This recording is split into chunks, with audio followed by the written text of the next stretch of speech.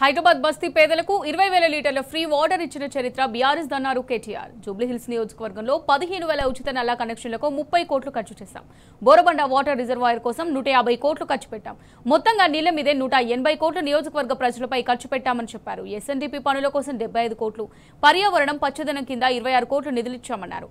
తమ హయాంలో ఒక్క జూబ్లీహిల్స్ నియోజకవర్గంలోనే 5,328 కోట్లు ఖర్చు చేశామని పేర్కొన్నారు. బీఆర్ఎస్ పెట్టిన ప్రతి ఒక్క పైసాను లెక్క చెప్పామని, రెండేళ్లలో కాంగ్రెస్ ఎంత ఖర్చు చేసిందో చెప్పాలని సవాల్ విసిరారు.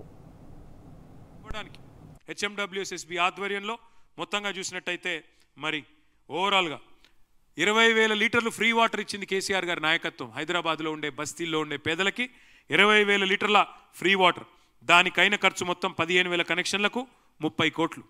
అట్లాగే కొత్త రిజర్వాయర్ల నిర్మాణానికి, పైప్ లైన్ల నిర్మాణానికి మొత్తం జూబ్లీహిల్స్ నియోజకవర్గంలో 9.5 ఏళ్లలో చేసిన ఖర్చు 150 కోట్లు.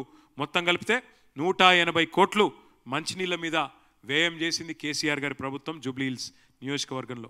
అట్లాగే డ్రైనేజ్ సమస్య పరిష్కారానికి స్వర్గీయ గోపీనాథ్ గారి నాయకత్వంలో ఒక 75 కోట్లు వివిధ రూపాల్లో ఎస్ఎన్డీపీ కింద ఇంక ఇతరత్ర పర్మనెంట్ సొల్యూషన్ కోసం 75 crores ఖర్చు చేసినాం. మిగతాయి కూడా యూసుఫ్గూడలో కూడా ఒక 12 కోట్లు మంజూరు చేశాం. కానీ వాటి పనులు ప్రారంభించే లోపలనే మా ప్రభుత్వం పోయింది, దానివల్ల ఇబ్బంది అయింది. కానీ లేకపోతే ఎస్ఎన్డీపీలో 75 కోట్లు జూబ్లీహిల్స్ కాన్స్టిట్యున్సీలో కూడా ఖర్చు పెట్టుకున్నాం. అట్లాగే పర్యావరణం పచ్చదనం, పార్కులు, వాటి నిర్వహణ మీరు చూసినట్టయితే పార్కుల సుందరీకరణ, వాటి కోసమే దాదాపు జూబ్లీహిల్స్లోని కళ్యాణ్ నగర్లో ఇతర ప్రాంతంలో 20 కోట్లు ఖర్చు పెట్టుకున్నాం. తర్వాత మెయింటెనెన్స్, డిజాస్టర్ రెస్పాన్స్ ఫోర్స్ అని పెట్టిందే కేసీఆర్ గారి ప్రభుత్వం. ఆనాడు ఏ సిటీకి లేని విధంగా డిఆర్ఎఫ్ పెట్టింది కేసీఆర్ ప్రభుత్వం.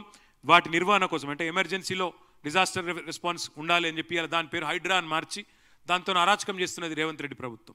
డిఆర్ఎఫ్ పెట్టిందే మేము, ఈవీడిఎం అనే ఇన్స్టిట్యూషన్ పెట్టిందే మేము. దానికైన ఖర్చు జూబ్లీహిల్స్లో 4.45 crore. అట్లాగే గుల్కాపూర్ కాల్వ, ఎర్రకుంట చెరువు అభివృద్ధి పనుల కోసం 2 కోట్లు. షేక్పేట పక్కనే ఉండే మల్కం చెరువు, పేరుకు అది కొద్దిగా బయట ఉంటుంది షేర్లింగంపల్లికి, కానీ మల్కం చెరువు డెవలప్మెంట్ కూడా దాదాపు 35 కోట్లు ఖర్చు పెట్టింది కేసీఆర్ గారి ప్రభుత్వం. మొత్తం 5,328 కోట్లు.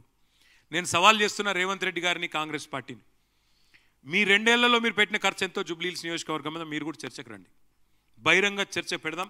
సోమాజీ కూడా ప్రెస్ క్లబ్లో పెడతావా, ఎక్కడ పెడతావో పెట్టు. These are the numbers. ఇది చూపెట్టి మేము ఓటు అడుగుతున్నాం. 10 ఏళ్లలో మేము చేసిన పని ఇది, 10 ఏళ్లలో జూబ్లీహిల్స్లో మేము పెట్టిన ఖర్చు ఇది. లబ్ధిదారులు 2,12,862 మంది. మా మాగంటి గోపీనాథ్ మా ఎమ్మెల్యేగా చేసిన పని ఇది. మా తలసాని శ్రీనివాస్ యాదవ్ మంత్రిగా చేసిన పని ఇది. మున్సిపల్ మంత్రిగా నేను చేసిన పని ఇది. మేము ఇది చూపెట్టి ఓటు అడుగుతున్నాం. నువ్వు 2 ఏళ్లలో ఏం చేసినావో చెప్పు. 2 ఏళ్లలో ఏ సెక్టర్కి ఎంత ఖర్చు చేసినావో చూపెట్టు. దేని మీద ఎన్ని పైసలు ఖర్చు పెట్టినావో చూపెట్టు.